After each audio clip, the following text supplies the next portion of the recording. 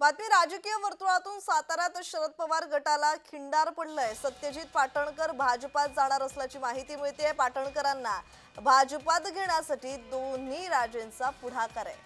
त्याचबरोबर पाटणकरांनी शिवेंद्र राजेंसह फडणवीसांची भेट घेतली होती। उदयनराजे भोसलेही भाजपात घेण्यासाठी आग्रही आहेत। पुढच्या आठवड्यातच शक्ती प्रदर्शन करत प्रवेश होणार असल्याची माहिती मिळते।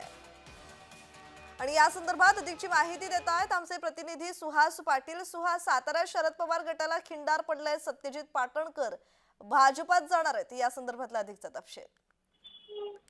प्रज्ञा, माजी मंत्री विक्रमसिंह पाटणकर यांचे सुपुत्र सत्यजित सिंह पाटणकर हे पुढील आठवड्यात भाजपमध्ये प्रवेश करणार असल्याची सूत्रांकडून माहिती मिळत आहे।